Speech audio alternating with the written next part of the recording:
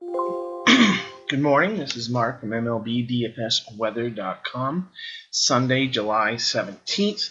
Got some active weather going out there today. I'm going to have to bring up my radar. Oh, no, it's already up. And show you what's going on because, well, for the next 2 to 3 hours, I got a lot to keep you guys updated with. First off, we have going out over to the handy dandy National Weather Service. I like their radar, because, well, that's where the data is coming from, and thus their radar is a few minutes ahead of everyone else's. And I think it's just clean and easy to read. AccuWeather, weather.com also has some fine weather products, but like I said, they're a few minutes behind, and I like to have the latest, most up-to-date information because those two private companies have to get the data feed from the National Weather Service, process it, and then get it out to the public, while the National Weather Service really doesn't have to deal with that. But a little bit off topic. Obviously, we got this big line of showers and thunderstorms right across the Great Lakes region. First and foremost, Chicago is right there. The rain is going through now and over to the next hour. Their game doesn't start till 2:15 or something like that. By this time, this line should be gone. So then what we have to deal with is we see some showers and thunderstorms here in eastern Iowa, extreme northern Wisconsin. That's what's going to happen. Some stuff is going to pop up there, and that's going to be the risk. So this line is not a major problem for Chicago. The problem is Detroit and Cincinnati. Now, Cincinnati is far enough southeast of there that, A, it shouldn't take a long time to get there, and B, while it does get there, it should have weakened and fallen apart some. So I'm not too concerned about Cincinnati. Detroit, as I'll show you in my post, the models that I use continue to show nothing really happening there. However, it's to the point where we're getting too close to game time to not give this line of showers and thunderstorms some relevance of getting into Detroit and causing some issues. Again, it's still at least a few hours away, so I don't think Detroit's going to be a high postponement threat just because the game will most likely start dry. But I don't think you can completely ignore these line of showers and thunderstorms and say that there is no risk for any types of delays as we go through the game. So let's go to my post, and I already kind of gave you some information there. When looking at it now, and I'll probably update this as we go through time. Well, I will update it. Postponement threat in Detroit I'm going to bring down because it's going to be dry when the game starts. So whenever the game is dry, when it starts, they're going to start it and do their best to finish it. And so I think the 20% risk is a little high. Obviously, you see my charts are up. Okay, talked about the current radar. Detroit, we talked about. Cincinnati, as I talked about, not a huge threat. Models have nothing, but just watching that. Next game we didn't talk about is Atlanta.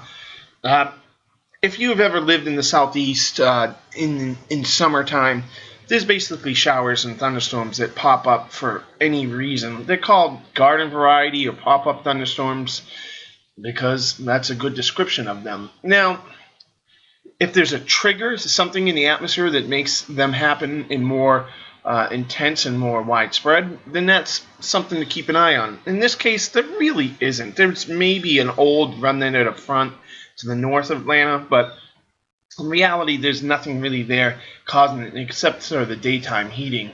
So I'm not worried about a postponement there. Can there be a delay? Sure.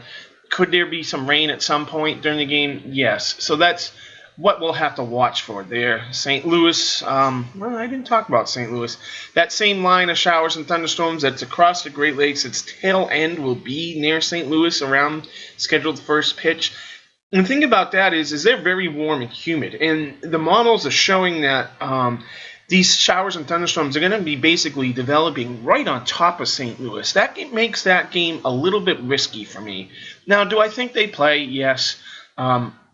Is there a risk that they don't play? Yeah, I mean, there is, because one of these could pop up right on top of them and just pour. And though I don't think the risk of that's that high, it's something that we'll have to keep an eye on as we go through the next 5 hours.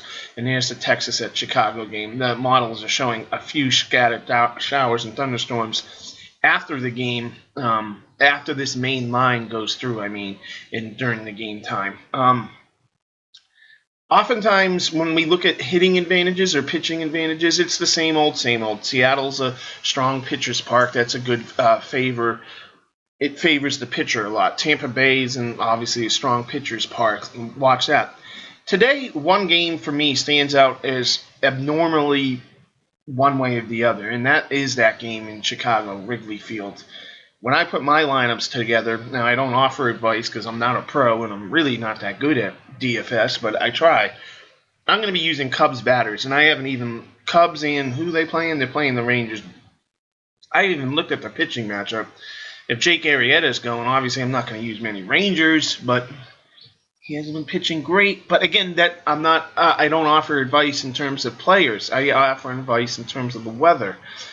We have a wind blowing out the left at 15 miles an hour. It's warm. It's humid. I remember many games. Growing up as a kid, I remember Mike Schmidt had I think he had a 4 home run game at Wrigley Field in a day game like this, warm and humid, wind blowing out the left. We've seen when Wrigley Field favors the hitter, it strongly favors the hitter. And that's what I see happening today. That it's warm, it's humid, strong wind blowing out the left. You really can't ask for much better in terms of a strong hitting environment, unless, of course, you're at Coors. But there's several parks that have good hitting environments as well. Cincy, Washington, Philly, Minnie, St. Louis, Arizona, where the roof will be closed, and the Yankees tonight as the Red Sox visit there and close out their series. So that's what I'll be watching. I'll be continuing to watch this radar. The more I look at it, I think Cincy's going to be fine. Detroit's the riskier one here. Chicago, there could be some pop-up stuff behind it. Not too concerned. St. Louis, we're going to have to watch this tail end as it gets down here, and I forgot to put the red circle for St. Louis. That's a little risky. And then last but not least, Atlanta. Right there, as showers and thunderstorms pop up near the region. So that's all I'll be doing for the next several hours. Follow me on Twitter, MLB DFS Weather. For updates, I'll be updating this blog as much as I can, and I will be tagging DF Cafe in it as well, so those followers will get my updates as well.